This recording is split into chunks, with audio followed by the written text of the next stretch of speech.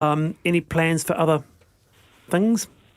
I don't have anything in the works at the moment. Farrier is working on a documentary that touches on some issues of clamping and antiques, but I'm not sure where that's going. Oh, give me a call. I've got a couple of ideas. Yeah, no, right. Dylan Reeve, thank you very, very much for your time there.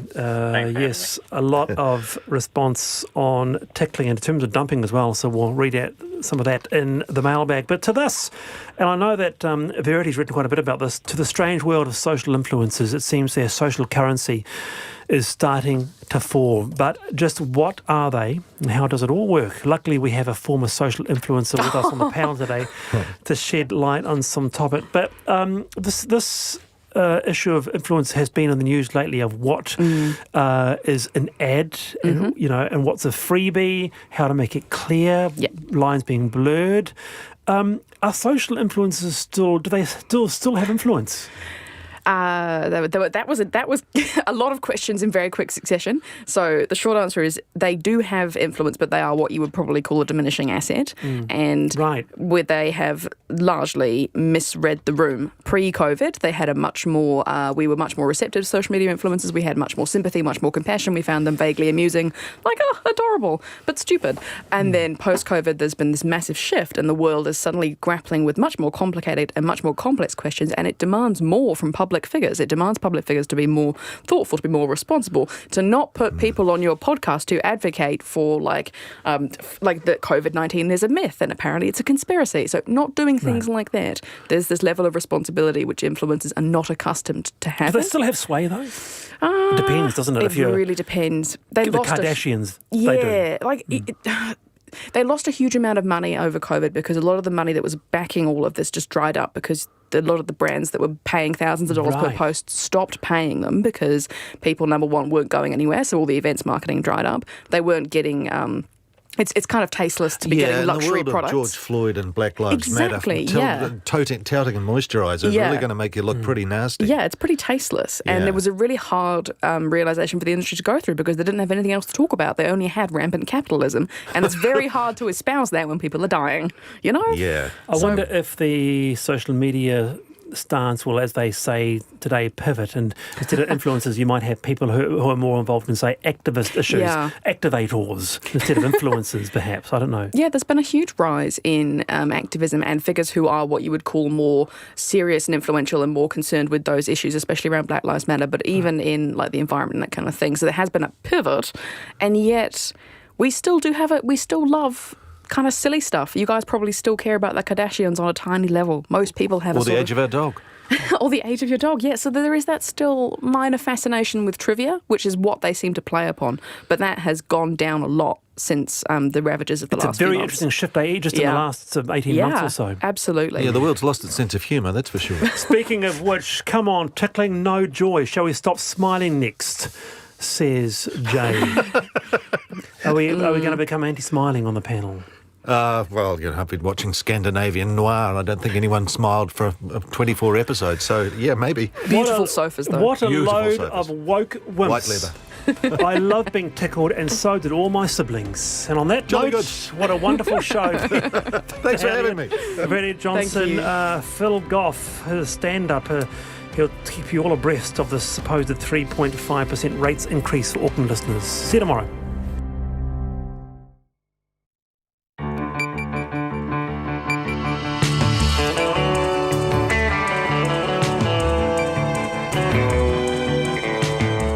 Te whakarongo mai koe ki te reo iraranga o Aotearoa. This is Checkpoint on RNZ National. I'm Lisa Owen.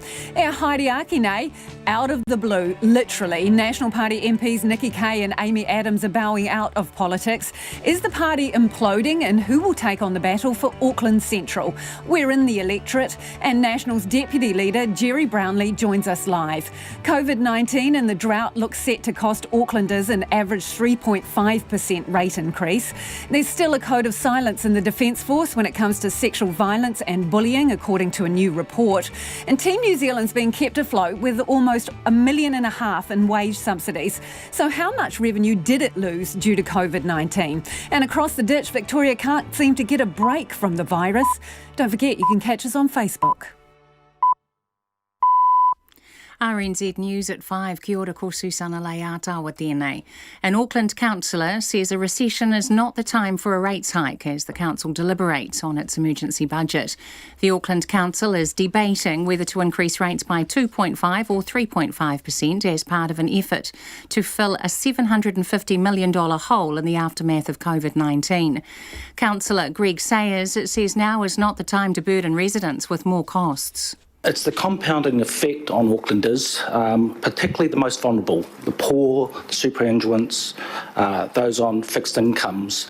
Auckland Councillor Greg Sayers, 1,000 roles at the organisation are also earmarked to go. National MP Simon Bridges is confident the party's front bench has put recent leadership battles behind them and will work well as a team. Simon Bridges has kept the Foreign Affairs portfolio and picked up the Justice portfolio in a caucus reshuffle today. He'll be on the front bench with Todd Muller, who rolled him as leader a couple of months ago. Mr Bridges says they are alongside new leader Judith Collins and can all work together well. He's a very hard-working MP and he's highly intelligent, and I'm absolutely certain he will play a very powerful role in the incoming National-led government. Simon Bridges says the front bench has a strong lineup and he's looking forward to working with Mr Muller on trade.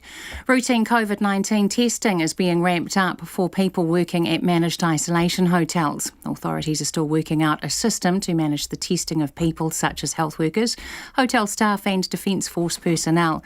The Director General of Health, Ashley Bloomfield, says the plan is to tailor the screening to the different groups of staff at the facilities. However, this is still being worked through. A lot of the staff working in the facilities are Defence Force staff and they tend to rotate in and out. So again, we're tailoring the testing to make sure that everyone rotating in and out is tested during their time there.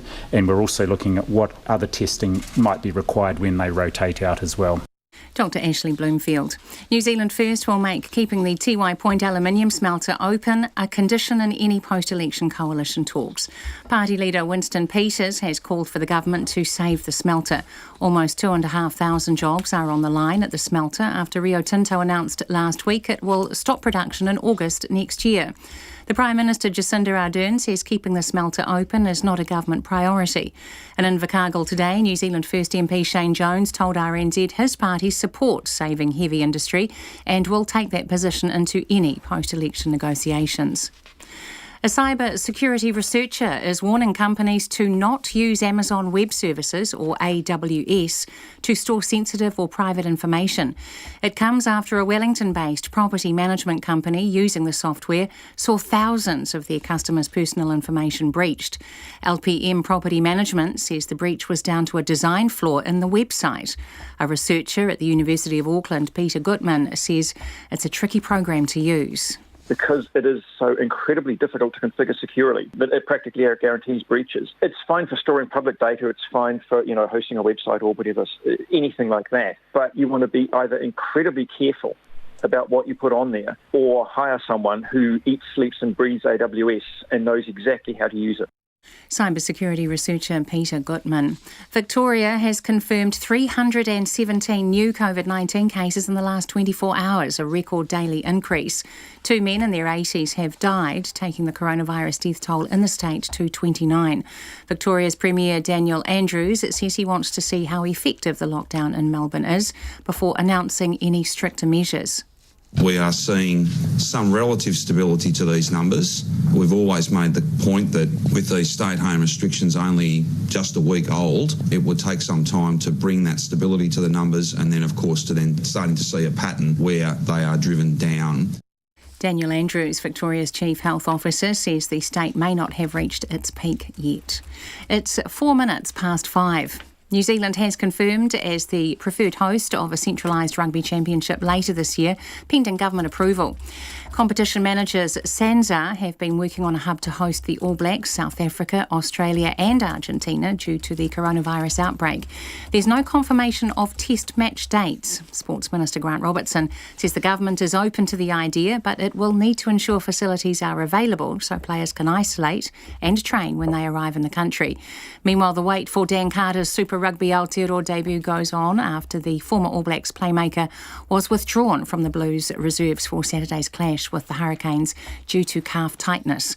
All Blacks hooker Dane Coles will return for the Hurricanes after missing last week's win over the Highlanders with a minor calf injury.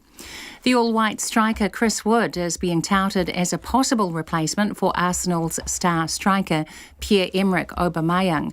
Wood is currently at English Premier League side Burnley, but with speculation Aubameyang is heading to Barcelona, Wood's name has come up as a possible replacement at the Gunners.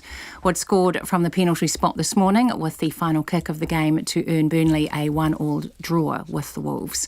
Champions Liverpool lost 2-1 to Arsenal. That's the news. Another morning of political coverage on Morning Report. We thought last week was crazy. Now this. Nikki Kay, at the start of this week, the party's deputy, she will announce today that she will resign. Everything said to me, now is time for me to leave. The events that have occurred, a lot of them were out of my control. There has been another development this morning. Another one bites the dust. Politics waits for no man or no woman. Amy Adams. While Judith was very gracious and made it very clear there'd be a role here for me, it's not the same role, and that was the role that I stayed on to do. Morning Report, weekdays from 6, on air and online. Now the short forecast from Met Service to midnight tomorrow. For Northland, a few showers, heavy, possibly thundery tomorrow. Coromandel Peninsula and Bay of Plenty, rain, heavy at times, easing to showers tomorrow and clearing from Bay of Plenty. Auckland to Manawatu, including Central High Country, patchy rain, gradually clearing tomorrow but remaining cloudy. Horowhenua and Kapiti to Wellington, often cloudy, patchy rain developing tonight, then clearing tomorrow. Gisborne, Hawke's Bay and Wairarapa, rain in Gisborne and Hawke's Bay with heavy falls in Gisborne. Rain in northern Wairarapa spreading south tonight. Nelson, cloudy periods, a few showers about the ranges tomorrow. For Marlborough and Canterbury, cloudy, drizzle mainly about the north of Christchurch. Bulla to Fiordland, including Otago and Southland, mainly fine. However, areas of low cloud or fog in valleys and basins. About coastal Stewart Island and coastal Otago, cloudy periods and a chance of drizzle. Chatham Islands, a few showers, clearing tomorrow. RNZ National. It's coming up to 7.5 minutes past 5. Thanks, Susanna. This is Checkpoint and I'm Lisa Owen. In breaking news, Auckland councillors have voted to pass its emergency budget. 20 in favour, 3 against, and that will mean they will be imposing a rates rise of 3.5%. We'll have more on that story later in the programme. But first, the National Party rollercoaster continued today with more shock news. 2 senior MPs announcing they're quitting at the election. Nikki Kay and Amy Adams are both saying goodbye to the party, a decision which has left many of their colleagues fuming 2 months out from voting day. Here's our Deputy Political Editor, Craig McCulloch. This is not the minor reshuffle as billed by Judith Collins. National's new look lineup suddenly blown apart this morning with 2 gaping holes left in the front bench. Nikki Kay has announced her resignation and another high-profile frontbencher, Amy Adams, is expected to do the same. 2 senior MPs in the National Party gone, both key backers of Todd Muller, both from the socially liberal wing of the caucus. Nikki Kay is the big shocker. On Monday, she was deputy leader. Today, she had lost any desire to stay on. My view is that you have to live every moment, and I have given, I have given everything to the party and to the country. And I think, I think that you have to know when your time is up and when you've given it your all. Once regarded as a future leader, the former Education Minister has a record of twice defeating Jacinda Ardern for the Auckland Central electorate. But her rising star has flamed out fast.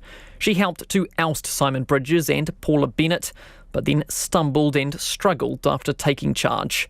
In her first days in the job, she made this now famous faux pas. Paul Goldsmith obviously is of Ngāti Porou. And both she and Todd Muller appear to have shown poor judgment in their handling of last week's COVID-19 patient leak shambles. The decision has nothing at all to do with that. I'm very much doing this because I think that it is the right thing for me personally. Amy Adams' departure is less surprising. If it all feels a bit déjà vu, yes, Ms Adams has already announced her retirement once before. She said sayonara last year under Simon Bridges, then came back as part of Todd Muller's team. Now she's off again. I'd already come to terms with the fact that I was going to sail off into the sunset and have a nice quiet life. And Both MPs say their decision has nothing to do with the change in leader. Judith and I have actually become pretty close, and I backed her for leader. we have a new leadership team in place. They're the right leadership team. I certainly back them fully. But for Judith Collins and the wider National Caucus, it will be hard to shake the building narrative of a party in utter disarray.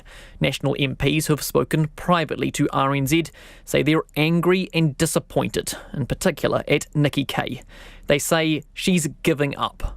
The departures destabilise the party's efforts to look like a government in waiting. Oh, no, I don't think so. I think it shows very much that they have great confidence that we will be winning. Such confidence, they're headed out the door. Ms Collins announced her new lineup today, an attempt to right the narrative, a supposedly unified team behind the chaos. Her front bench is front-loaded with her most experienced MPs, regardless of their alliances or ambitions. These are all loyalists to the National Party, and that's what I want. And look who's back in plum position at number 4, Simon Bridges. His key loyalists, Paul Goldsmith and Todd McClay, are also high up. And not far behind, at number 8, is Todd Muller. His loyalists, Chris Bishop and Nicola Willis, up high too. Judith Collins keeping her friends close and her enemies closer. This is the first time I think you will have seen 2 former leaders of the National Party on the front bench with the current leader. Don't you think that says a lot? It definitely does, but perhaps not what she hopes. From Parliament for Checkpoint, Craig McCulloch. And National leader Judith Collins was unavailable tonight, but her deputy, Jerry Brownlee, is, and he joins us now. Good evening, Jerry. I'm wondering why you couldn't keep these 2 capable, very experienced women on your team, or did you not try to keep them? No, I think they've both made personal decisions that they consider to be in their best interests. I think it's worth pointing out that they were very much part of assisting with managing the crisis that unfolded from last Monday evening. And it's not an easy sort of week to go through something like this. Both of them have decided that their time in Parliament is coming to an end. They're both young. They will have, I think, stellar careers ahead of them in whatever they choose to do. And they will remain friends, and we wish them well. But you didn't try to keep them. You didn't try to talk them around and get them to stay on? Didn't want them? Those are discussions that always take place. But in the end, members of Parliament make their own decisions about what they think they can contribute. One of the things I think that gets lost a bit is that it is a gruelling job at times. And if you've lost the passion for it, or it's you no longer feel quite as fired up, then I think you do have to start to look at your own choices. And I think in this case, they both have. Nikki is a very passionate person about everything, and she will be, I think, looking forward to a bit of quiet time, and then just watch. She'll have another career somewhere else, and it will be just as interesting and stellar as she has so far. Amy Adams said she came back for the role around COVID. You've got that role, so were you not prepared to give it up in order to keep her on? The role she came back to was a role that was pulling together a lot of policy around response to the COVID response. And my responsibility is much more narrow than that. Was that a way of getting rid of her by not keeping that portfolio that she came back for? No, not at all. I think you've got to look at the current situation in New Zealand, which is pretty dire. You've got 200,000 people out of work so far. Tens of thousands who've had their salaries cut. But that's why you would keep a COVID portfolio, isn't it? A COVID response portfolio. That's why you would keep it, and you'd keep Amy Adams in that job. Yeah. Am I answering the questions here, or do you want to? I'm asking you the question. Well, let me answer then. So I'll go back to what I was saying. We have a situation in New Zealand which is pretty dire. You have 200,000 people out of work at the moment. That doesn't count the people who can't be included in that figure because they've got a partner who's working. Tens of thousands of others who've had incomes cut, part-time work gone, casual work gone, and a lot of workplaces at the moment starting to work out how they survive in the new environment beyond a wage salary. So you do need to have a big focus on the economy. There's not, in our view, a single COVID response policy. It is multifaceted, and it will be across numerous portfolios. So there's a different way of doing things. Okay, do you expect any more resignations before the election? No, I would hope not. I think the events of this last week have been quite extraordinary and were unforeseen. I think everyone in the party has behaved extremely well, with the right sort of care being extended to Todd Muller and his family. And of course, there will be some sorrow at the two members who've decided that they're going to not contest beyond this election. But in the end, that happens in politics. People come and go, others step up. And the new front bench today, I think, indicates the sort of depth of talent that we've got. And we look forward to a very robust campaign. But these weren't normal comings and goings. You had a situation here with Michelle Bogue, a former party president, who in essence has led to this downfall of a number of people. Todd Muller as leader, Nikki Kaye as deputy, Amy Adams, Hamish Walker, and the demotion of Michael Woodhouse. So do you still talk to Michelle Bogue? No. When was the last time you would have spoken to her? I'm not sure. Possibly in an airport somewhere, just an acknowledgement. Look, as I said, these events have been extraordinary. Have you received any information from Michelle Bogue? No. Any leaks or any material? No. And have you checked? Am I here to have a discussion or an interrogation? What's the deal here? It's an interview, so I ask some questions and hopefully you're able to answer them. So have any other of your MPs, have they received information from Michelle Bogue? Have you asked the direct question? I think anybody that had would have put their hand up by now. But I'd why say not no. ask to clear it up? Or are you not wanting to know? No, it's not a case of that. It's just that, everyone, we're all adults here, and you treat each other with a proper respect for the positions that people hold. Everyone would know that sort of information is not acceptably received. It's quite wrong, and we would expect that if anyone had, they would have done what Michael Woodhouse has done and put their hand up. Was Michael Woodhouse told not to speak up about this at the point that he wanted to? I don't know about that because I wasn't involved at the same level at that time. But don't you want to get to the bottom of it?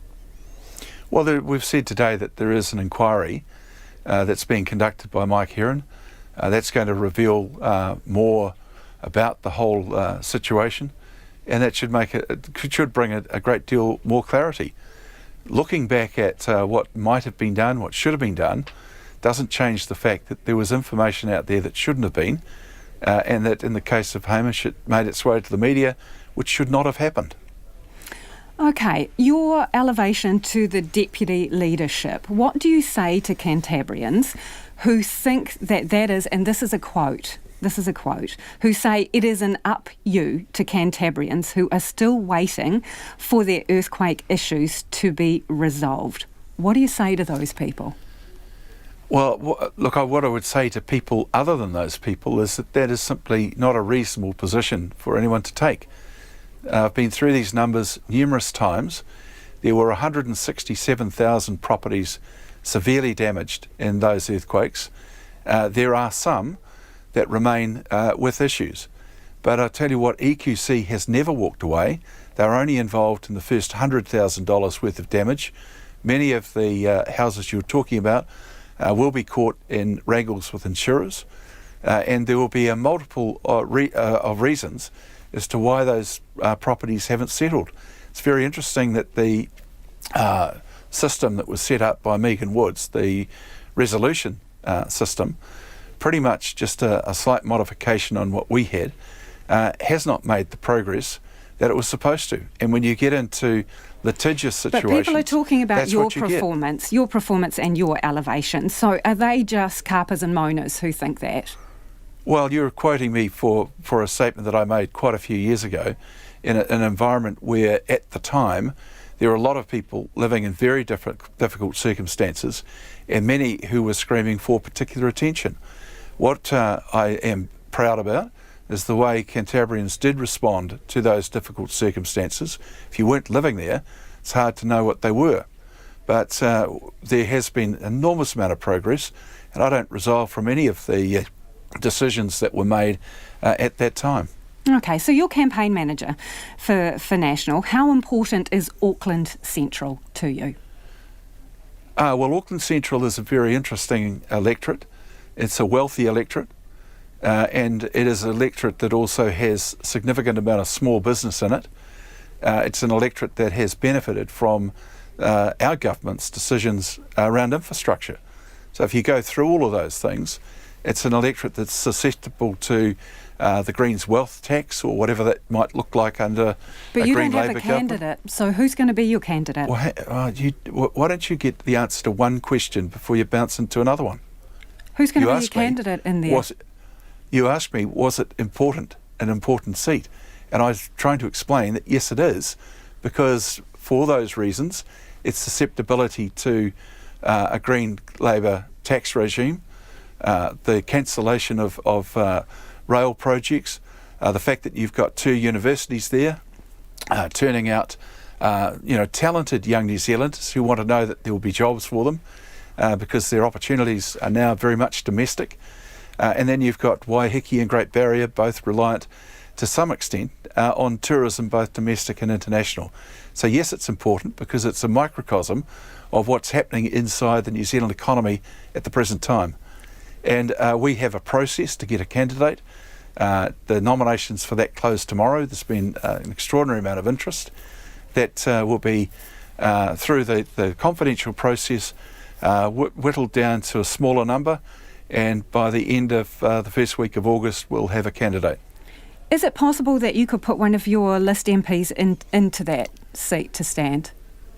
Well, look, the whole process under our constitution is confidential so that people can put their name forward and not feel like they lose any ground until the final candidate list is made. But I'm not asking you public. for a name, Jerry. I'm just saying, is that a possibility that some of your list candidates could put their name in the hat for that? Well, that's a hypothetical, and there'd be nothing stopping them doing that. But it is a hypothetical question. Okay, so what have you got that's new for this campaign in terms of policy or approach? What has National got that's new? Well, tomorrow there is a speech being delivered by Judith Collins that will have a lot of new in it. I'm not going to preface that tonight. New compared to what? Is it policy that was already decided under Todd Muller or Simon Bridges, or is it something that Judith Collins has developed in 2 days? Everything that we do is worked up by the whole of the party and the caucus and the machine that goes behind it, and some of it is able to be picked up and used straight away. Over the next 8 weeks or so, then you will see a whole lot of stuff that reflects much more the leadership of Judith Collins and her influence on the caucus. What we've got tomorrow is something that would be universal to all of the opinions in the caucus. So to be clear, was the policy that is being announced tomorrow developed under Todd Muller or Simon Bridges? Well, I'm telling you that it was developed by the party. Under whose leadership, though? Well, under essentially Todd Muller. Okay. But of course, Judith's been in the job 2 days, so I think you're a bit tough expecting that she might have had something completely new, given that we've had 3 years of very little delivery from the current government. So in terms of ideas, though, so not fully developed policy, what new ideas might you be working on, new approaches under your new leadership? Well, look, I can understand why you might want them as some sort of a scoop on this program, but you don't need to give me specific details, but are there any policy areas where we can expect some significant changes or developments in your position, something new from the party? There are, but I'm not going into them on your show. Not even policy headline, like are we talking welfare, law and order? Not on your show. Okay. Is that because you don't know which policies they are? No, it's because it's your show, and we'll choose our audience for announcing those things. Oh, don't these voters matter? I'm sorry? Don't the voters who are listening to you now matter? Yes, they do, and that's why we want to put it out in a proper form, not just to satisfy your immediate question here. Okay, so Todd Muller is on your front bench. He has had a health scare. What consideration have you given to the pressure that may put him on? Oh, we're giving him all the time he needs. It was an important mark of respect that he was given the opportunity that he's accepted. He won't be in Parliament for at least 2 weeks as he does recover from his health issue. So, again, what consideration have you given to the pressure? He's going to be in your front bench. He's going to be back in the limelight. I think you're missing the point. You're missing the point. It's not for us to judge what an elected member should choose to do with regards to their coming to Parliament. He is a former leader now. He's highly respected by his colleagues. We know what his capabilities are, and he has a portfolio responsibility that he is very interested to develop. Now, are we putting him under any pressure? No, the discussion has been with him. Okay, can you tell us whether you support standing candidates in Māori seats? Oh, that's obviously something that Judith has opened up today. I think it's an important aspect of how New Zealand actually responds to the COVID-19 crisis. It's an interesting question because it is in Māori communities where the worst effects of this economic downturn are going to be felt. And it would seem to me quite a reasonable thing to consider whether or not our position changes so that people in those seats do have an opportunity to choose something different from what they've got at the moment. So you're open to it, and do you think there's enough time to rally candidates in those seats if you choose to go that way? Well, that's something that we're going to obviously be discussing, and I think that's never a point where the National Party would struggle for candidates. Appreciate your time this evening. That is National's Deputy Leader, Jerry Brownlee, joining us live from our Wellington studio. It is 27 minutes past 5, and you're with Checkpoint on RNZ National. We're keen for your feedback on that. You can text us on 2101, tweet us at Checkpoint RNZ, or email checkpoint@rnz.co.nz. Let us know your thoughts on the new lineup within the National Party, which has been announced this morning, and the departure of those two high-profile MPs, Amy Adams and Nikki Kaye. It's been a huge day for councillors in Auckland, debating its emergency COVID-19 budget during the worst drought in decades. They've just signed off on a 3.5% rates hike to help fill a $750 million hole in the books, caused by the economic fallout from the pandemic and the region's water woes. Jean Bell filed this report from today's committee meeting. COVID-19 left the Auckland Council scrambling with a projected $500 million drop in revenue. The council drew up the emergency budget, pushing either a 2.5 or a 3.5% rates increase. But after the public had been consulted with the record 35,000 pieces of feedback, there was another blow, the worst drought in decades. An extra $250 million is needed for infrastructure to tackle it, bringing the budget hole to an eye-watering $750 million. Mayor Phil Goff says it's the toughest budget the council's faced. Even in the short time since we put this budget out to consultation, is the financial demand of another $239 million in expenditure, mainly capital, but with 15 million OPEX in there, in order to increase the water supply for our city to stop severe water restrictions having to be implemented over our summer. So what we're doing today is meeting a combined demand on resources of $750 million. And that makes this budget the biggest challenge, I think, that any Auckland council has ever had to face. He says there was no easy way out. We bugger up our finances and we look for soft options that aren't there. We're serving nobody's purpose.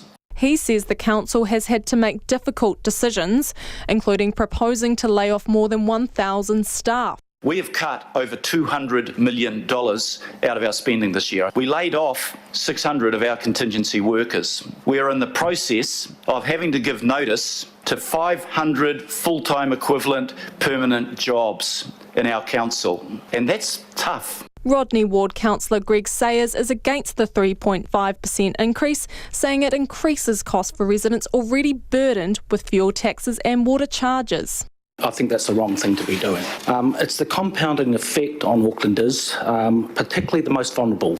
Meanwhile, Faubourg councillor Tracy Mulholland supports the 3.5% increase. She says any lower would have had the finances on a knife edge. To support anything lower than that in these times would cripple the delivery of much needed services and long awaited infrastructure. And it is our responsibility to look after the future of Auckland. And I think of that, this is the future of Aucklanders. These are our people. It is a future that we must consider. And the future's not served by leaving critical services and facilities to wither. The emergency budget will be adopted on the 30th of this month. Mō te hōtaka o te ahi nei, ko Jean Bell tēnei.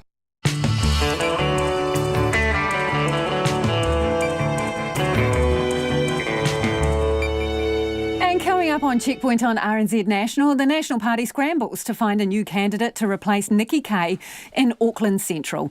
Team New Zealand claims almost $1.5 million in wage subsidies, and Victoria sets a new record for all the wrong reasons. 317 new cases of COVID-19 today and 2 more deaths. We'd love your feedback as always. Get in touch about National's reshuffle and the rates rise in Auckland and anything else that's on your mind tonight. Text us on 2101, tweet us at Checkpoint RNZ, or you can send us an email. The address is checkpoint@rnz.co.nz. It is time now for the headlines with Susanna. Auckland Council has voted to pass its emergency budget and impose a rates rise of 3.5%. Councillors voted 20 in favour, 3 against the increase, which aims to help fill a $750 million hole in the aftermath of COVID-19. The council is also looking at job cuts and asset sales to help cover the shortfall. National's new deputy leader hopes the party won't lose any more MPs before the election. The party lost 2 of its senior MPs today, with Nikki Kay and Amy Adams announcing they will be retiring at September's election. Jerry Brownlee says this week's events have been extraordinary and unforeseen. He told Checkpoint attempts were made to keep them on, but they've made personal decisions. A former Navy sailor who was raped overseas says a big culture change needs to happen within the Defence Force. An independent report has found the military is still severely lacking in addressing sexual violence, harassment and bullying. Hayley Brown says improving culture must be part of the busy day-to-day operating environment.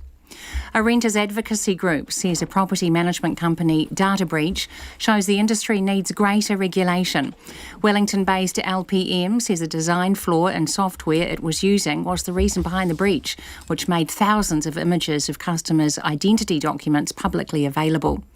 Evidence suggests no one's personal information was taken. COVID-19 cases continue to rise in Victoria, which has confirmed a daily record high of 317 new infections and 2 deaths. The Australian State's Premier Daniel Andrews says he was expecting the numbers to peak with the stay-at-home restrictions only a week old. Te Matatini Heringa Waka National Kapahaka competition has been postponed until 2022. It was due to be held in February 2021 and it will now be held a year later.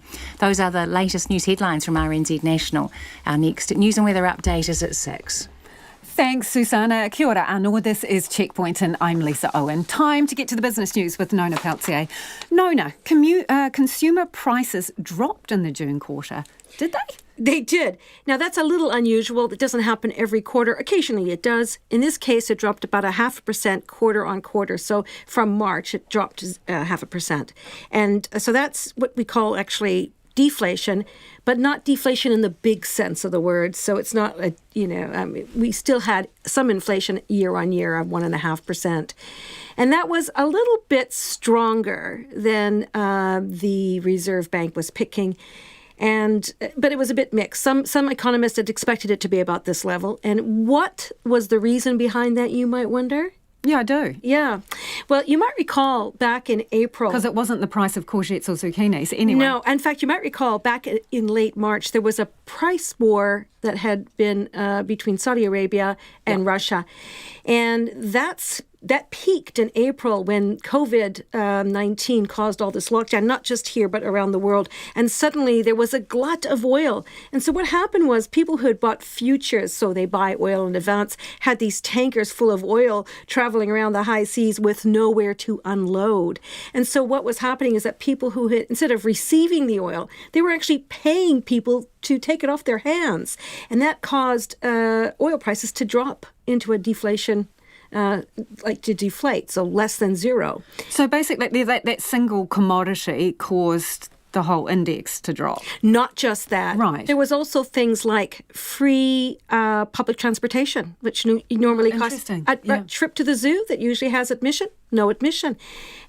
And it wasn't, and we did have some price increases, and it will probably not surprise of our listeners is that what it was toilet paper, for example, slight increase there, and personal hygiene products, not surprising. Blame those people who were stockpiling loo paper. Toothpaste and toilet paper, but that was nowhere near enough to offset that drop, and that's why we had that.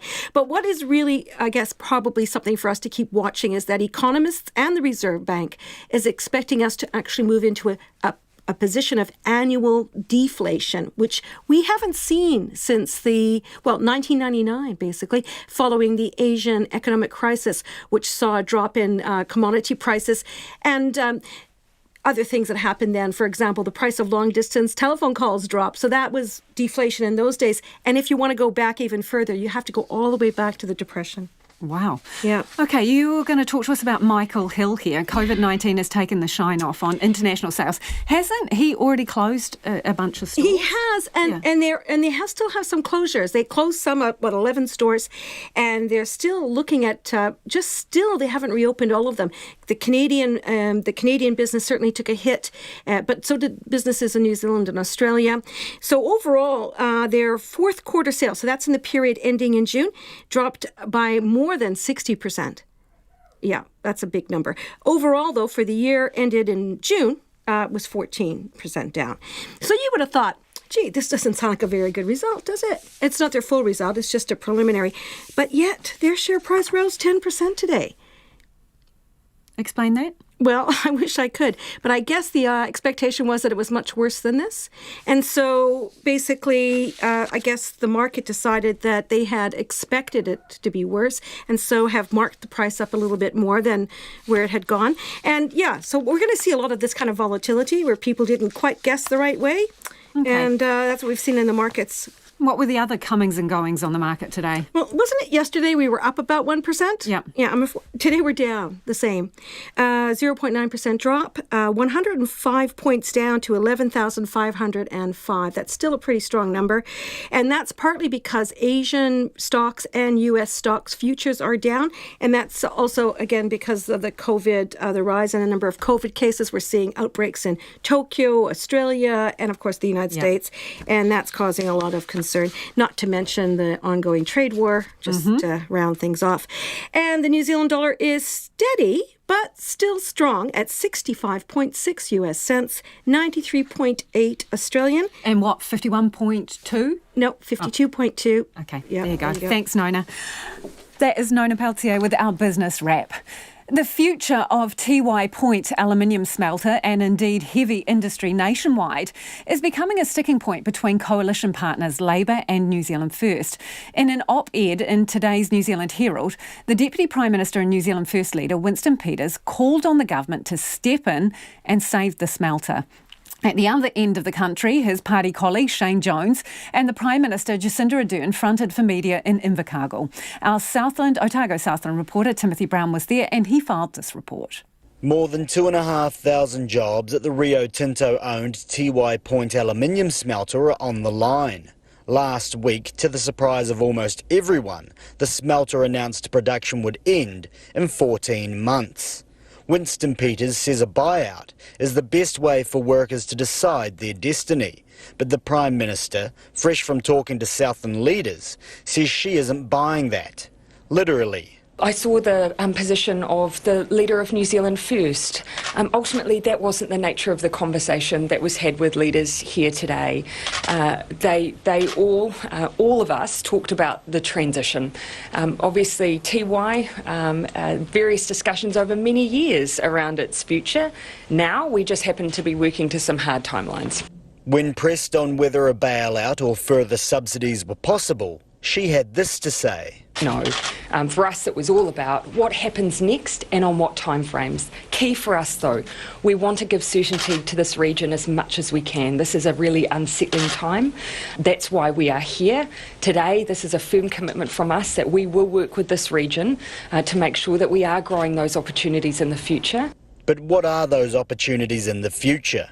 The government has this week announced about $60 million of funding to help create jobs and build infrastructure in Southland.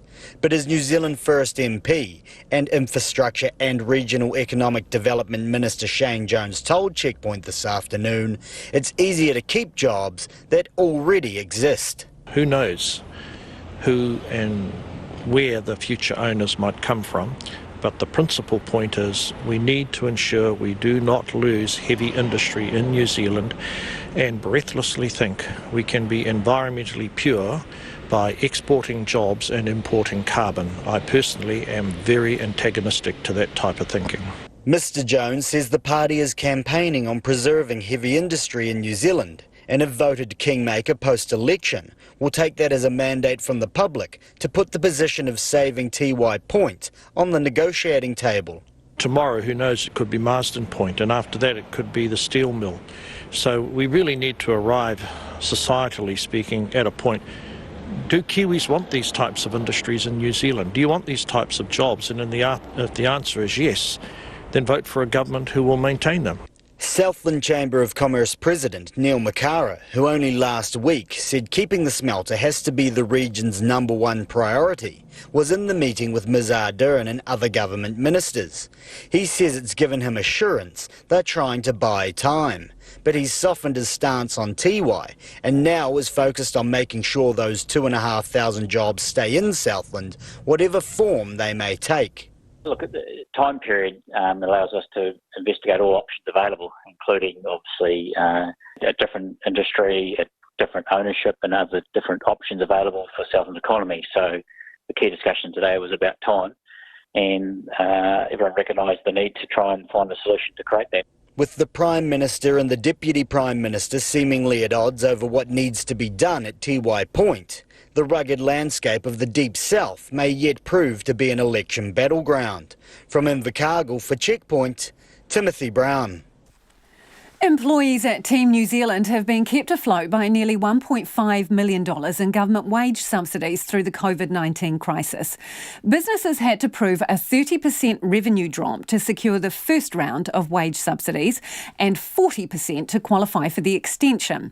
Team New Zealand has secured both rounds, but questions are being raised over what revenue the syndicate actually lost as a result of the pandemic. Checkpoint reporter Nick Trubridge has the story. Team New Zealand hasn't been keen to answer questions about its use of the COVID-19 wage subsidy. Grant Dalton here. Thanks for calling. Rather than leave a message, just send me a text. Thanks. Dalton did return our call yesterday. He was just about to head out on the water. The team does have an America's Cup defence to prepare for after all, but said he'd follow up with the syndicate's media man, Hamish Hooper. Hi, this is Hamish. Sorry to miss your call. Best way to get hold of me is probably to send me a text message, alternatively a voicemail, and I'll get back to you as soon as I can.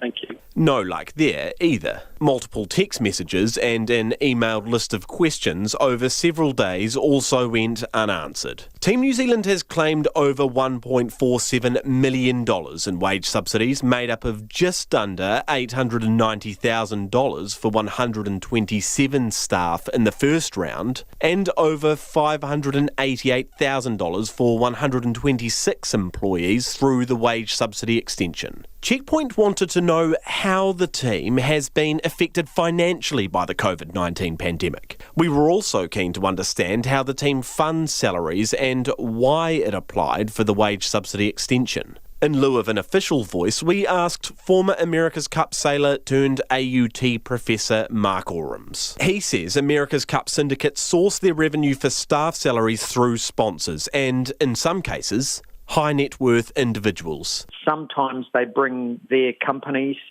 into a lead sponsorship or naming sponsorship role. And then from beyond that, there are multi-tiers of sponsors who contribute sometimes cash, sometimes goods and services in kind. And so there is a tiered structure of sponsors which deliver revenue for an America's Cup team, and they use that revenue to support their costs. And some of the costs are employing people, some of them are buying materials, some of them are research and development costs, things like that. University of Auckland Professor in Ethics Tim Dare has taken an interest in big businesses' use of the wage subsidy. One question, though, would be how did COVID, in fact, interfere with their activities such that their income was lost? And so that would be a legitimate question to ask. Rnz, though, thinks there could be a simple explanation. He believes Team New Zealand's sponsors, themselves feeling the financial burn of the pandemic, may have dialed back financial support. He says most sponsorship agreements have a force majeure clause, meaning unforeseen issues cutting a backer's revenue allow them to pull out or renegotiate contracts. And that may well have reduced the revenue streams for Team New Zealand. Now, I don't know the details, but I would assume and would have faith that the 40% reduction in revenue is something that is real and that they would have to have demonstrated in terms of sharing their accounts, as any other business or organisation in New Zealand who's accessing the wage subsidy will have had to do. Dare has general concerns around the way some businesses have taken advantage of the wage subsidy scheme. If they're a business who suffered a genuine loss because of COVID, if they have employees, then they may well be entitled, and it might all be perfectly proper. Meanwhile, a joint Crown Auckland Council probe into Team New Zealand and its events arm's use of public funds is continuing, following allegations of impropriety by 3 whistleblowers. The Ministry for Business, Innovation and Employment has suspended payments to America's Cup events, the company planning next year's 36th America's Cup, during its investigations. The Ministry of Social Development says it has not received any complaints in relation to Team New Zealand's use of the wage subsidy. For Checkpoint, Nick Trowbridge.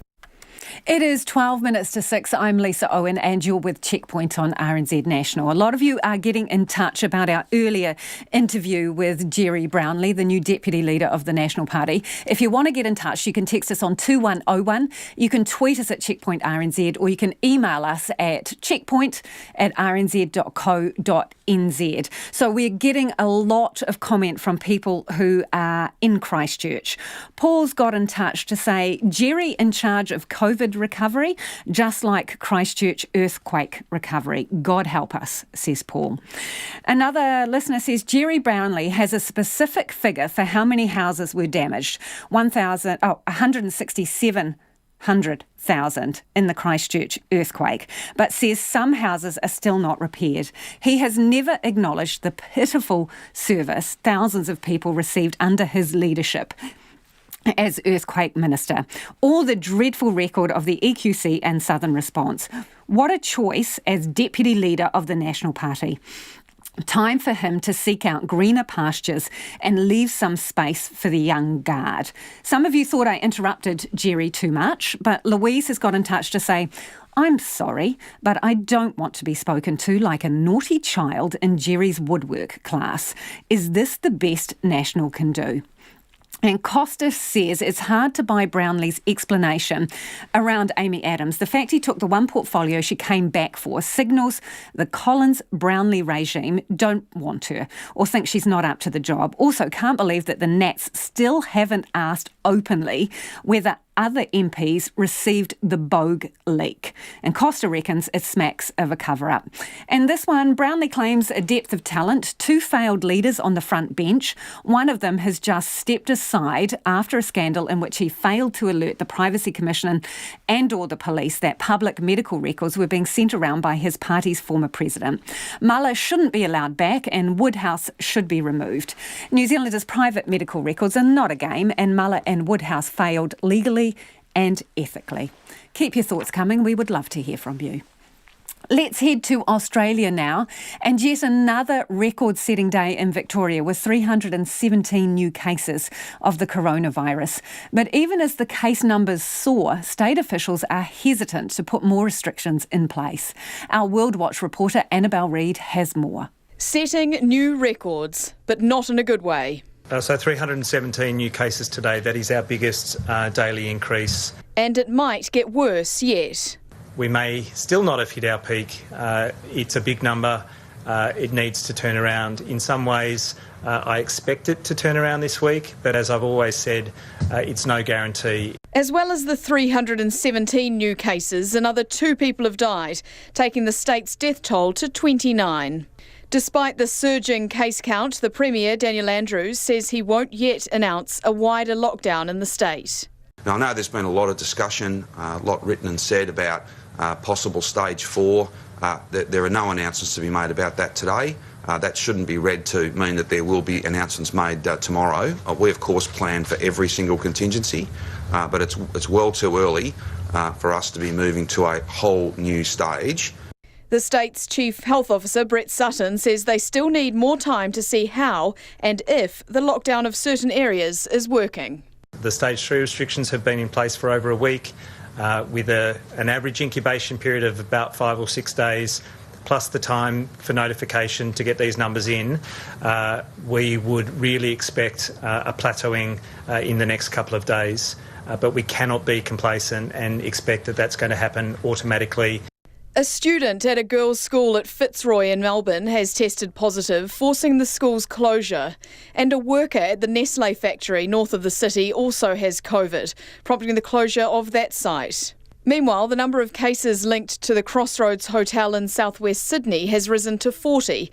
But the Prime Minister, Scott Morrison, says he's impressed at how quickly contact tracing has taken place. He says isolated hotspots can't hold the country back. The best protection against the virus, to live with the virus, to live alongside the virus, and to open up your economy. You don't protect your economy by continually shutting things down. Other states are taking action to keep COVID out. Queenslanders who've been in hotspot areas in New South Wales have to quarantine at their own expense for 2 weeks on their return home. And South Australia is planning to fine anyone entering from Victoria who refuses a coronavirus test, as it tries to keep the virus from creeping in. For Checkpoint, Annabelle Reid. A renters association and cybersecurity expert are calling for greater regulation of data keeping after the private information of thousands of people was breached. A web page hosted by a Wellington-based property management company publicly displayed pictures of people's personal documents which anyone could access. The leak was identified by tech website Cyber News, who said the images could be worth more than $600,000 and be used by hackers for identity theft. Harry Locke reports. More than 30,000 images were publicly available on the open database, according to the tech website, although the property management company at the heart of the breach, LPM, says they're trying to confirm the number. It's not known for just how long the page, showing images of customers' passports, driver's licences or other identity documents, was active for. Spokesperson for the company, Chris Galloway, says as soon as the breach came to their attention, they set about resolving it, which they did in a day. He says work is still ongoing to assure customers their data is not being misused. They are continuing to take steps to ensure that this is the case going forward, as their commitment is to ensure clients' data remains protected, as the clients are entitled to expect from a professional organisation like LPM. Chris Galloway says there is no evidence at all to suggest unauthorised access or that any personal information was taken. The blame for the breach is being put down to a design flaw in the website. The data was stored using Amazon Web Services, or AWS, software run by the tech giant, which allows companies to store data in the cloud.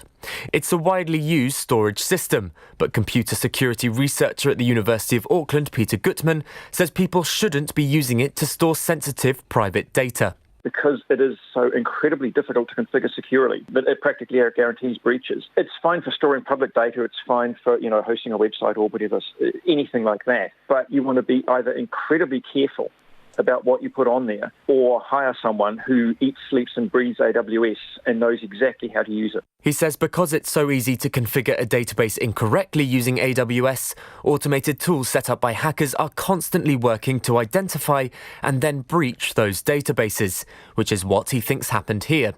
However, the head of cybersecurity firm Cybertoa, Anthony Grasso, disagrees with Mr. Gutman over where responsibility lies. AWS is done by Amazon. They're a multinational company who are very successful, and therefore their products are at the same level. If we're using it inappropriately and we're not securing it properly, then it's not the problem of AWS, it's the person who's been hired to configure it. That's where the issue lies. He says part of the problem is around a lack of regulation in this space. There is no governing body, there is no minimum standard. Anyone can call themselves either a cybersecurity expert or an IT expert. There is no minimum requirement here. He says it's the technology companies which need to take responsibility when it goes wrong. Organiser for advocacy group Renters United, Aaron Packard, says a regulatory system needs to look at just why the information is collected in the first place. It raises the question, can we trust these property management companies like LPM to actually securely look after our private information? Should they be collecting that information? And that's why Renters United advocates strongly that the property management industry needs to be regulated. LPM says they have alerted the Privacy Commissioner's office about the breach. For Checkpoint, Harry Locke. Some of the world's rich and famous and powerful and influential have fallen victim to a Twitter hack today. Joe Biden, Jeff Bezos, Barack Obama, Bill Gates, Kim Kardashian, Kanye West and others. The hacked tweets promised big Bitcoin payouts to their followers. The head of Twitter, Jack Dorsey, says the company felt terrible about what had happened and is investigating. The BBC's Alana Petrov has more. Famous tech billionaires can buy themselves almost anything, but it seems no amount of money will help with cybersecurity. Elon Musk, Jeff Bezos, and Bill Gates were all victims of a major hack on Twitter. Their popular accounts were used to promote a cryptocurrency scam, sending out tweets like this. I'm giving back to my community due to COVID-19. All Bitcoin sent to my address below will be sent back doubled. If you send $1,000, I will send back $2,000. High-profile political figures were also targeted, including Barack Obama, Joe Biden, and former presidential hopeful Mike Bloomberg. Married mega celebrities Kim Kardashian and Kanye West also compromised. This wasn't about fraud, I don't think. I think it was more about, doing the hack. In the hacker community, we'd actually call this type of hack a little bit lame. Twitter quickly took action. The scam tweets were removed. The company says hackers seem to target internal employees with special system privileges. It posted this. We're looking into what other malicious activity they may have conducted or information they may have accessed. This is a serious security issue for Twitter. I mean, they're power users. These are the users that people come to see and read.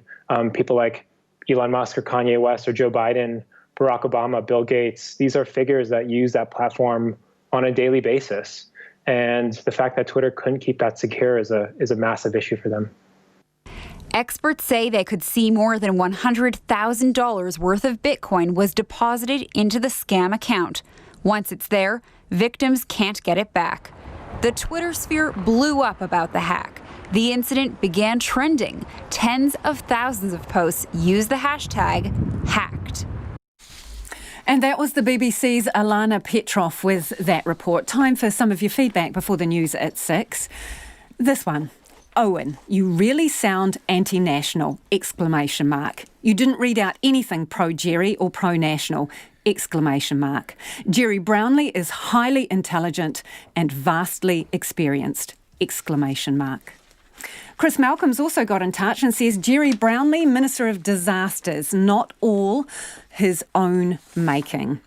And this email in from Robin saying, regarding your Jerry Brownlee interview this afternoon, this is an emerging old kind of politics, brutal and punitive with strong man values back on the agenda. We don't want to go back to the Muldoon era and live in a world that lacks compassion and kindness. Robin goes on to say there is nothing empathetic or generous about this man or his party as compared to the Labour Party and their leadership. Robin goes on to recommend a few books that Jerry Brownlee might also like to read. And someone else has got in touch, William has got in touch to say, the loss of two of the most capable and popular senior female frontbenchers will bite the Nats further, given the last 2 months. They will lose the election, but ultimately will have the clean out and rebuild like they've never had in their history. Such is the way of modern culture and politics, and the Nats need to catch up. And this one says, astonishing that some listeners are claiming that Brownlee is unfit for government, given the Christchurch rebuild. If that's the case, then surely Phil Twyford, who promised 100,000 houses and built 300, is incapable of governing. Rnz News at 6, ngā mihi nui ko Susana Leatawa DNA. Auckland councillors have voted for a 3.5% rates hike and the sale of millions of dollars in assets in an emergency meeting today. The city coffers are down by $750 million due to COVID-19 and the region's ongoing drought. At a press conference, the Mayor of Auckland, Phil Goff, says the only way they could have plugged that hole would have been a 28% rates hike. Mr Goff says today's budget was the hardest financial decision the council's ever had to make. We have had to lose staff, 600 contingency workers already no longer with us, and notice to be given to another full-time equivalent of 500 jobs on council. That is incredibly tough. Auckland Mayor Phil Goff. National's new deputy leader says attempts were made to prevent senior MPs Nikki Kay and Amy Adams from leaving Parliament. Ms Kay and Ms Adams announced this morning they will retire in September. Jerry Brownlee has told Checkpoint the past week's events have been extraordinary and unforeseen. He says both decided their time in Parliament has come to an end. It is a gruelling job at times, and if you've lost the passion for it, or you no longer feel quite as fired up, then I think you do have to start to look at your own choices. Jerry Brownlee says both MPs have had stellar careers. A former Navy sailor who was raped overseas wants discussion around culture to be part of everyday life in the Defence Force. Hayley Brown says the rape happened while on deployment in the United Kingdom more than a decade ago. An independent report has found the military is still severely lacking in addressing sexual violence, harassment and bullying. Hayley Brown says improving culture must be part of the busy day-to-day operating environment. Cultural change is seen as an extra. So it really needs to, at a governance level, I believe that needs to be prioritised. Former Navy sailor Hayley Brown. The Defence Force has admitted it will take time to weed out negative attitudes and change the culture. The woman charged in relation to the death of Constable Matthew Hunt can now be named. Constable Hunt was shot and another police officer injured during a routine traffic stop in West Auckland last month. Annika Smith reports. RNZ can now name 30-year-old Natalie Jane Bracken as the woman charged with being an accessory to murder. A 24-year-old man is also before the court, charged with murder, attempted murder and dangerous driving causing injury. Ms Bracken lost name suppression this morning after a failed appeal to keep her identity secret at the High Court in Auckland. Both defendants have pleaded not guilty and are due to go to trial in July next year. Ko Annika Smith aho. The College of Midwives is welcoming the government's funding boost for maternity services but says it's been too long coming. The Associate Health Minister Julianne Genter has announced an extra $180 million for the sector. $85 million of that will go towards paying rural midwives and those dealing with complex pregnancies more. Jackie Anderson from the college says rural midwives who have been raising concerns for a long time should feel vindicated. Because it's not as though this is suddenly new and we've just come up with this, or this will be lovely for them. It is actually been a significant issue for a number of years. Jackie Anderson from the College of Midwives. Te Matatini Herenga Waka National Kapahaka competition has been postponed until 2022. It was due to be held in February 2021 and will now be held a year later. The chair, Selwyn Parata, says a number of things were taken into account, including the threat of community transmission and the financial impacts that the pandemic has had on kapahaka and Aotearoa. The postponement will now reset the biennial cycle of the competition from 2022. It's 6:04. Caretaker coach Todd Payton says it's time for other National Rugby League clubs to make good by supplying loan players to help the Warriors plug gaps or gaping holes in their roster. Despite positive public comments from numerous clubs about helping the Warriors see out the season, Payton senses a private reluctance that could leave the club carrying a threadbare roster over the final 2 months of the season.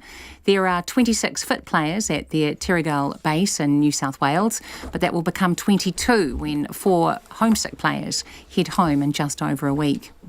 The Southern Steel shooter Jennifer O'Connell has been ruled out for the rest of the ANZ Netball Premiership after rupturing knee ligaments in the side's 1-point loss to defending champions the Pulse. It's the second serious injury for the Steel after they also lost fellow shooter Georgia Heffernan with a similar injury a couple of weeks ago. Champion Liverpool's hopes of a record points tally in the English Premier Football League are over after they were beaten 2-1 by Arsenal in London. Liverpool's third loss of the season means they stay on 93 points and can now only stretch that tally to 99, one short of Manchester City's record. Second placed Manchester City beat relegation-threatened Bournemouth 2-1.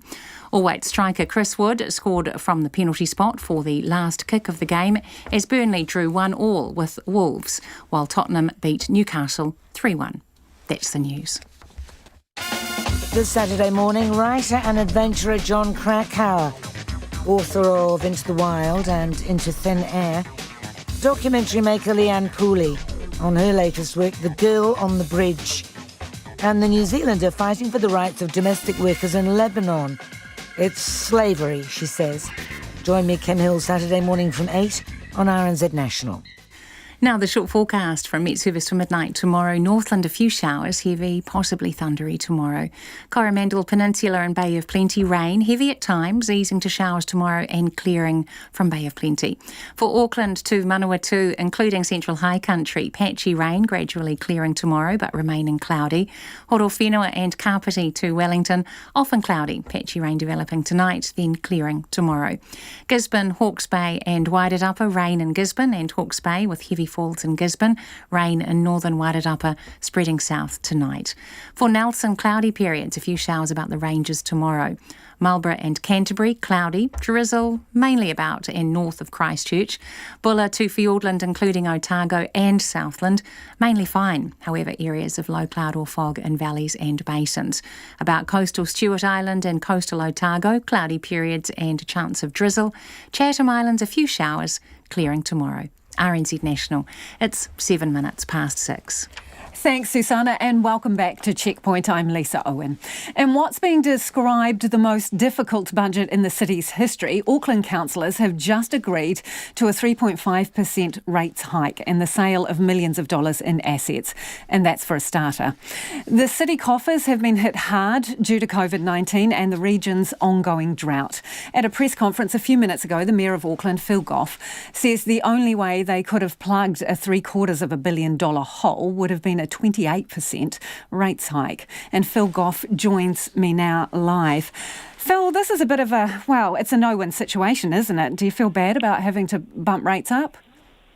Well, it's tough. The rate rise is the same rise that was set out in our long-term plan and that I campaigned on in the last election. But with COVID-19, if we could have managed it, a lower rate rise would have been great. But we went, and when I say we, the whole of council and all of our local boards right across Auckland, we went through all the facts. It was an evidence-driven approach, and the damage that we would have done to key services to Aucklanders and really slashing back our investment in infrastructure projects, which would have been counterproductive in terms of economic recovery, was just going to be too great.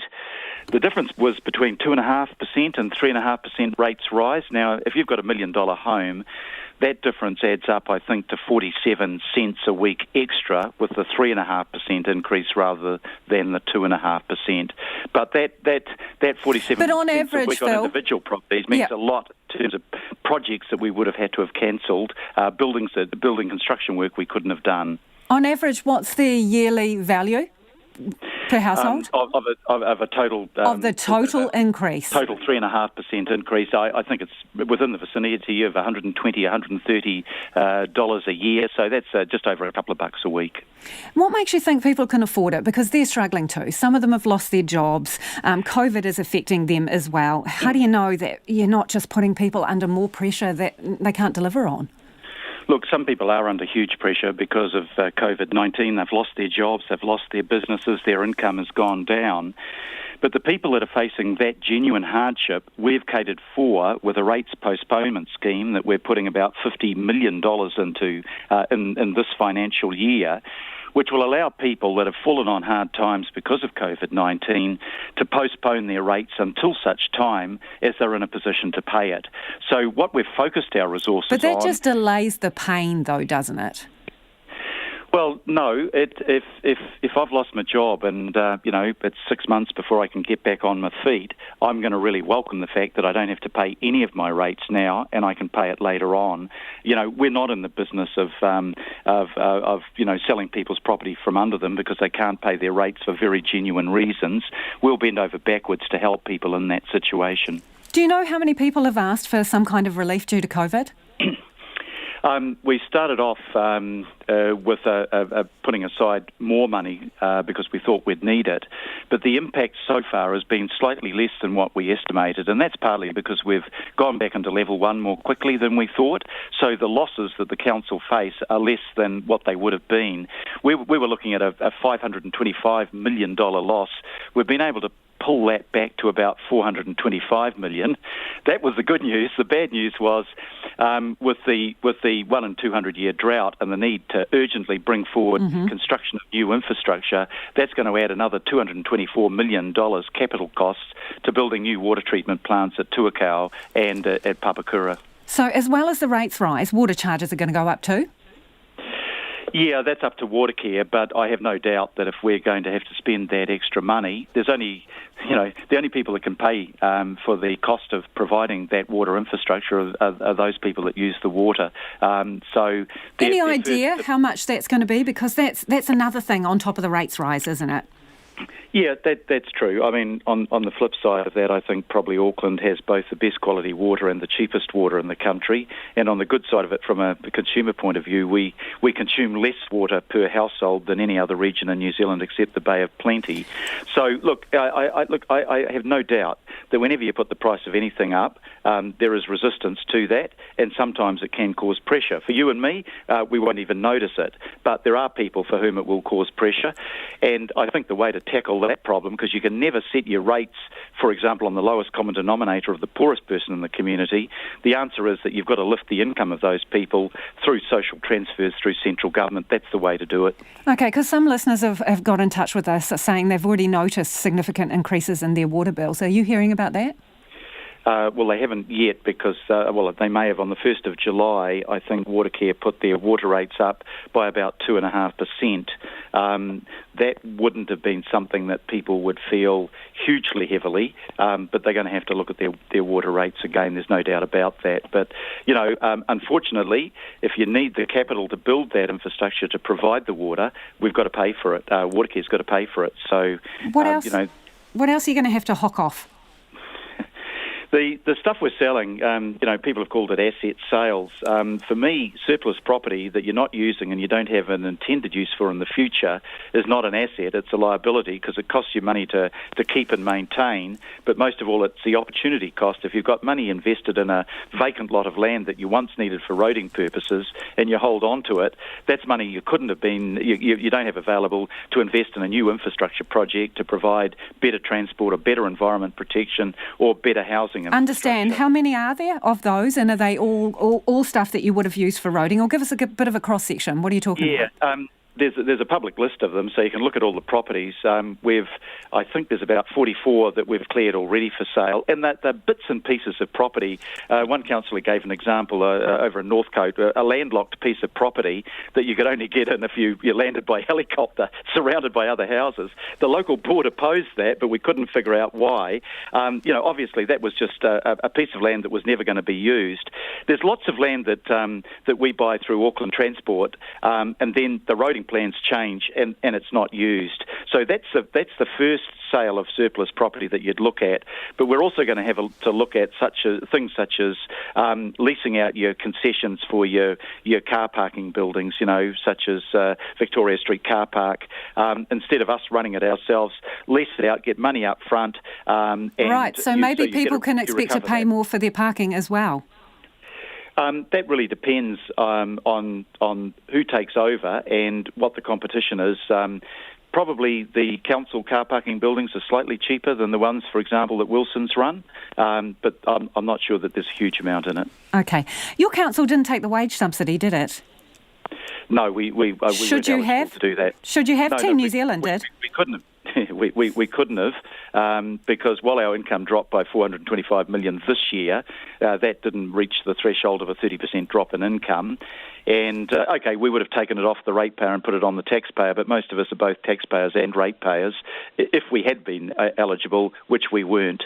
And, to some extent, we as a city got to stand on our own feet where we can, and we'll do that. We don't want constantly to have our hand out, but we do recognise that most of the revenue in the country goes to central government, so we do expect there to be greater revenue sharing in future. On that point, you can only raise rates so many times and so much, and when there is a serious infrastructure burden, potentially, you've got to look to other revenue sources. We're almost out of time, but give me the number one option that you would like to see from central government to help you out here.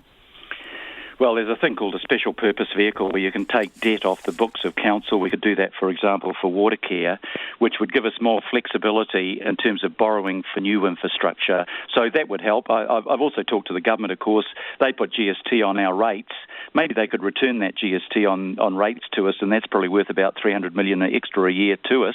That rightly belongs to the people of our city, and it'd be great if they'd contemplate that, but neither political party have put that up as a promise, unfortunately. Appreciate your time this evening. That is the Auckland Mayor, Phil Goff. It is almost 17 minutes past 6 and you're with Checkpoint on RNZ National.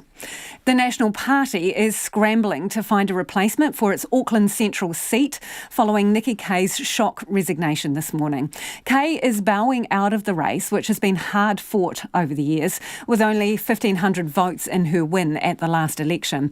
Political commentators are picking that will give a massive boost to the Greens' Chloe Schwarbrecht, a bigger name than Labour's Helen White, who is also in the running. Both candidates are optimistic but aren't taking anything for granted. Nita Blake-Person reports.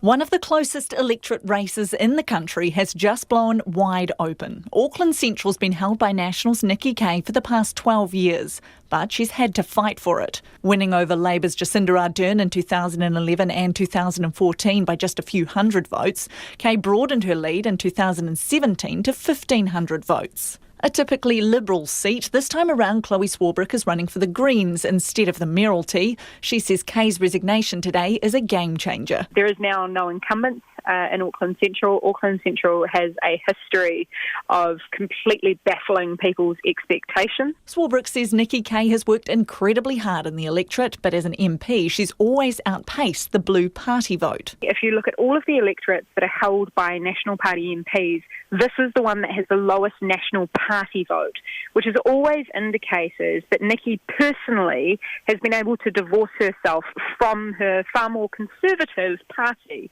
Auckland Central had been a Labour seat for decades until Nikki Kaye beat Judith Tizard in 2008. Employment lawyer Helen White, who's currently 50th on the Labour Party list, ran in 2017 and is their candidate again this time. We have been door knocking for some time now, and it feels very positive for Labour out there. It's extremely close. and obviously I'm going to do everything I can to win it. But Helen White has her work cut out for her going up against Schwarbrecht, who's already a list MP. On the streets of Ponsonby, she appears to have much greater recognition among constituents. Chloe, Green, left wing. I think she's national.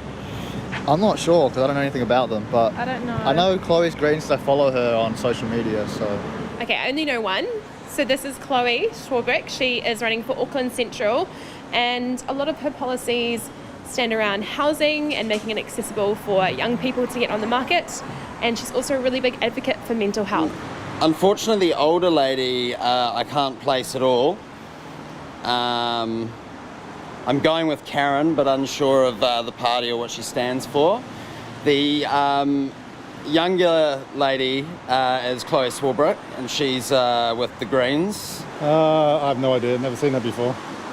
This one, I know she's Green Party. I think she's even got an American accent. Well, that one I haven't a clue. Wouldn't know. That one is, her surname's Schwarbrecht. Literally no idea who this woman is at all. I was like, I thought maybe she is on like breakfast or something. I'm like, nice looking white woman. And literally couldn't type. Maybe someone's mum. And this obviously is Chloe Schwarbrecht. She is in the Greens Party. So that is Chloe Schwarbrecht, and she's for the Greens, Auckland Central. And I recognise her, but I don't know who she is. While predominantly an urban seat, Auckland Central also represents islands in the Hauraki Gulf. Paul Downey is a long-time resident of Great Barrier and former chair of the local board. He says Nikki Kay will be sorely missed.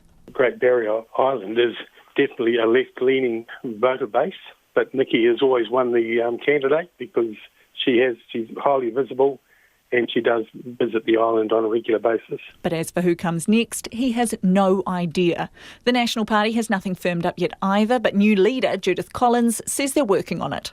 I've spoken this morning with the President, and I've also spoken with the regional chair, and I think that things are in train because the National Party is a machine. Auckland University politics professor Lara Greaves says it'll be a tough job to fill. They've got to find a replacement for Nikki Kay that's got some kind of charisma and star power and then maybe some kind of reputation already. Normally they would probably draw someone from their list, but it's not necessarily clear who they would grab to do this. And she's not confident of National's chances. I can't see National finding someone with that star power to put in place this close to the election, and that's going to be a real risk for whoever they put in. With just 65 days to go until voting day, Auckland Central is anyone's for the taking. For Checkpoint, Nita Blakeperson. Rural midwives are in line for as much as a 40% pay rise, with the government finally coming to the party with more funding for the sector. Midwives in rural areas have been crying out for extra pay to compensate for the long distances they travel and the extra services they provide for women and their whānau. Our reporter Sarah Robson has the story. Hannah Shegas is a midwife working in Helensville and Kumiu in rural West Auckland. She says for a long time, midwives working outside of the main centres, a long way from hospitals and other services, have felt like a lot of the work they do goes unnoticed. So you can get called in the middle of the night and do something which you don't actually is not acknowledged as work. So you do a lot of work that you're not actually paid for, and a lot of it is complicated stuff. And a lot of women out here, they're far away from hospitals. There's a lot of us travelling to see them rather than them trying to travel to hospitals. But today's $180 million funding boost for maternity services goes some way to rectifying that. The Associate Health Minister, Julianne Genter, says $85 million of that will be set aside to pay midwives working in rural areas and those caring for women with complex pregnancies more. For some midwives who've been looking after complex women or women in rural areas, this could be a substantial increase in their pay, something like 25 to 40% increase for the work that they're doing. Midwives will also get paid for providing antenatal care to women who need to be seen in their own home and supporting families experiencing miscarriage or baby loss. Previously, Ms Genter says those midwives would have been paid a standard rate, despite the longer travel times and extra work involved. This money will enable those midwives to provide the care that those whānau need and to be properly paid for it. Eartha Healy is another midwife working in Helensville. She says the lack of funding up to this point has meant people like her haven't always been able to provide the level of care they want. There's not enough of us for the amount of women that are birthing in our communities, and so either we can't provide care to the numbers, or we spread ourselves thin and try to provide that care, but then we can't provide the level of care that we necessarily want to because we're spread so thin. Ms Healy hopes the extra money will entice more midwives back to the job. Ideally, I guess we would like to see increased morale in our workforce, more midwives willing to come back and join our workforce, because we actually have really large numbers of midwives in New Zealand. It's just that they're not willing to work anymore in the current environment. Jackie Anderson from the College of Midwives says rural midwives who have been raising concerns for a long time should feel vindicated. Because it's not as though this is suddenly new and we've just come up with this, or this will be lovely for them. It has actually been a significant issue for a number of years.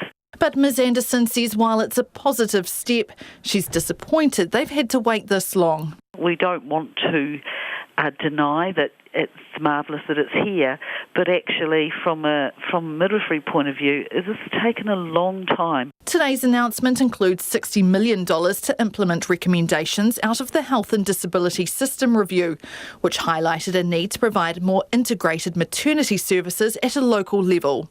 There's also $35 million for an action plan aimed at developing services that better reflect a kaupapa Māori approach to maternity care. Mō te hōtaka o te ahi, ko Sarah Robson, aho. A scathing independent report has found the Defence Force's culture still encourages a code of silence when it comes to sexual violence, harassment and bullying. Abuse survivors are angry but not surprised that problems persist even after 4 years of Operation Respect. Our Defence reporter Jonathan Mitchell filed this report. The daughters of former Air Force Sergeant and child rapist Robert Roper say it's unacceptable that some of those in authority continue to deny abuse happens. The case of Roper, who was jailed for sexual offences against at least 5 girls in the 1970s and 80s, was one of the driving factors behind the setup of Operation Respect, brought in new processes, tools, training and specialist teams for dealing with sexual assault. Roper's daughter Tracy Thompson says she found parts of the new report hard to digest. There are some leaders within the Defence Force that feel that sexual and harmful behaviour does not exist, and then it goes on to say something else. And I can tell you now, I almost picked my iPad up and threw it against the wall when I read that. Her sister Karina Andrews says the military must listen to survivors. She says not enough has changed since the independent report released 2 years ago by Frances Joychild QC into the way the Defence Force dealt with complaints against her father by multiple women and girls. Women who have been there, done that, seen it, even from a child's point of view, seen the code of silence. We've spoken to women through, that we've contacted through when Frances Joychild did her report. Former naval officer Hayley Brown was raped while on deployment in the United Kingdom more than a decade ago. She received an apology last year from Attorney General David Parker after a 5-year legal battle to get the New Zealand and British governments to take responsibility for failing to keep her safe at work. Mrs Brown says improving culture must be top priority. Cultural change is seen as an extra. So it really needs to, at a governance level, I believe that needs to be prioritised. The chair of the Operation Respect Steering Group, Air Vice Marshal Andrew Clark, acknowledges culture change is a tough task. What we haven't been able to make significant budge in yet is that culture change area, the embedded behavioural changes of people that will endure in the Defence Force over time. And that is the hard, messy bit. Andrew Clark says Operation Respect is not broken, but clearly needs improving. Tracy Thompson agrees, and she has faith in the top brass to get the job done. They've got 4 really good men sitting at the top of that command chain there. These 4 men want to make a difference. They want to bring the Defence Force into the future and they want to drive this thing. The report makes 44 recommendations and Defence Minister Ron Mark stresses they will all be appropriately addressed. The program will be audited every 2 years to monitor progress. For Checkpoint, call Jonathan Mitchell-Aho. Let's get to some of your feedback before we have to head off. On our earlier interview with Jerry Brownlee, this was about the reshuffle in Nationals caucus and obviously the announcement that Nikki Kaye and Amy Adams are both retiring at this election. This person says, many who suffered in Christchurch regard Brownlee as a hero who had the courage to make hard decisions. I do, and don't like derogatory bullying comments about him being a woodworking teacher. Another person says, the interview with Jerry was unusual, not what I was expecting from a deputy trying to create excitement and momentum going towards the election. Surely someone as experienced as Jerry has the skills to manipulate the questions into showing a clear direction that voters can get enthused about. Another person, though, says Jerry B interviewed well, got his points across, tried to be clear and factual. Jim has got in touch to say, I take it that the National Party are now satisfied with the COVID quarantine arrangements, given that none of them have used the word shambolic for the past few days. On the subject of water and rates in Auckland, this person says, I have watched water care wastewater. I have watched council watering sports grounds throughout the drought. I've watched council spend precious resources on curbing and cones in places they were not needed and which taxpayers didn't want. Auckland Council has been grandiosely spending other people's monies, and now they're going to tax us 3.5% for the privilege. That from Mary. And this one says, Auckland has not invested in its infrastructure for decades, and now they want the rest of us taxpayers to fund its shortfall. But I'm not sure it's for people in other towns and places to finance Auckland's problems. The team will be back tomorrow. Catch you then.